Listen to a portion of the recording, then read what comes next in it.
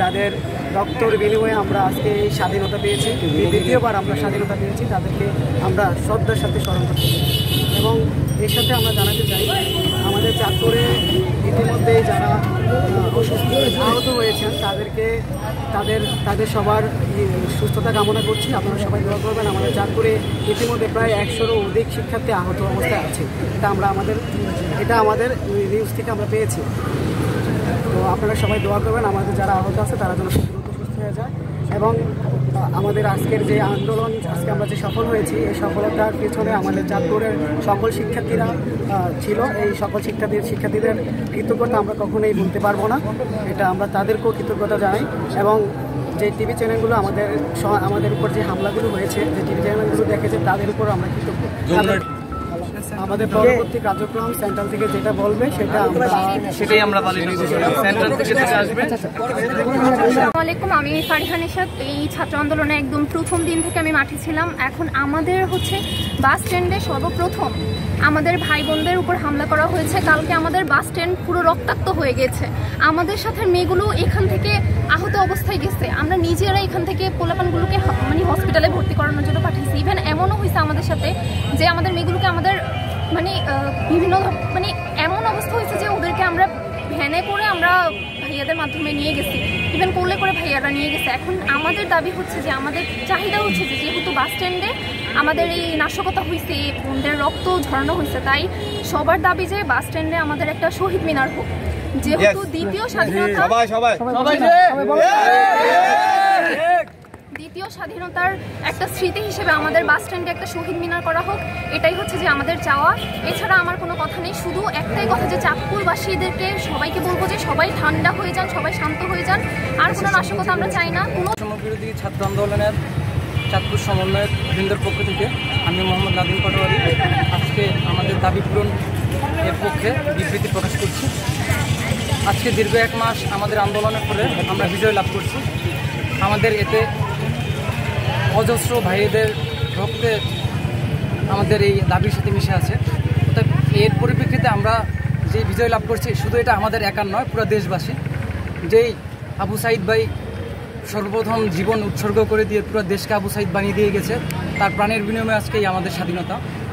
ওই পরিপ্রেক্ষিতে আমরা আমাদের চাঁদপুরবাসীকে আহ্বান করব, যেহেতু আমরা বিজয় অর্জন করছি, চাঁদপুরবাসী যাতে শান্ত শিষ্ট থাকে এবং কোনোভাবে ধ্বংসাত্মক কাজে লিপ্ত না হয়। এতে আমাদের ভাইদের জীবন যাচ্ছে বা ভাইদের জানমালের ক্ষতি হচ্ছে, আমাদের বোনদের জানমালের ক্ষতি হচ্ছে। তারা দিন শেষে আমার ভাই, আমার বোন, আমারই পাড়া প্রতিবেশী। অতএব ওদের রক্ষার দায়িত্ব আমাদের।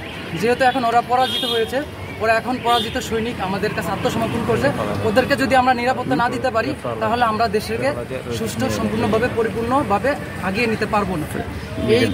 এটা আমি আমাদের সমন্বয় কমিটি সবার পক্ষ থেকে বলবো যে চাঁদপুরবাসী শান্ত হন, সৃষ্ট হন, জ্বালাও পোড়াও এটা যাতে না করা হয়।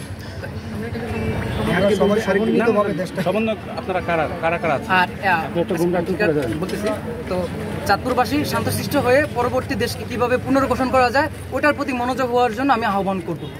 আর আমরা এই যে সমন্বয়কবৃন্দ এতদিন আমরা আড়াল থেকে কাজ করে গিয়েছি, হয়তো এখানে কারোর নাম ছন্দনাম ব্যবহার করা হয়েছে, কারো ফোন নাম্বার আড়াল করা হয়েছে। আমরা আমাদের নিরাপত্তার সাথে বারবার সোশ্যাল মিডিয়া চেঞ্জ করেছি। কিছুদিন ফেসবুকে ছিলাম, তারপর মেসেঞ্জার, তারপর টেলিগ্রামে, প্রাইভেটে। আমরা এসব করার মূল কারণ হলো আমাদের চাঁদপুর জেলা শহরটা ক্ষুদ্র একটা শহর। এই শহরে যদি আমরা আমাদের ফেস প্রকাশ করে ফেলি বা আমাদের পার্সোনালি আইডেন্টিফিকেশন প্রকাশ হয়ে যায়, এটা আমাদের জীবন হুমকির মুখে পড়তে পারে। তো ওইটা বিবেচনা করে আমরা সমন্বয় কমিটি প্ল্যান করে আমাদের এতদিন পর্যন্ত হাইট ছিলাম, আপনাদেরকে সাংবাদিক ডেকে সবার চেহারা আজকে আমি প্রকাশ করবো একে একে। ওই পরিপ্রেক্ষিতে আমি সবার নাম ঘোষণা করছি, এখানে যারা উপস্থিত আছেন তারা সাড়া দিবেন।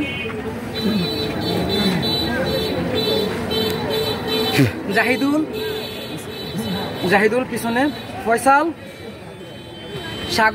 সাগর আমাদের সাথে প্রথম 10-15 দিন কাজ করলো। যেহেতু শিক্ষা প্রতিষ্ঠান বন্ধ হয়ে গিয়েছে, সে তার নিজ জেলার লক্ষ্মীপুরে ফিরে গিয়েছে এবং সেখানে সে সক্রিয়ভাবে আজ পর্যন্ত কাজ করছে, আমরা খবর নিয়েছি। তারপর সিয়াম আমাদের সাথে আছে। মিসবা আমাদের, সে এত উচ্ছ্বাস বা এতই আনন্দিত যে সে এখন বিজয় মিছিলে রাস্তায় আছে, আমরা তাকে এখানে সংযুক্ত করতে পারিনি।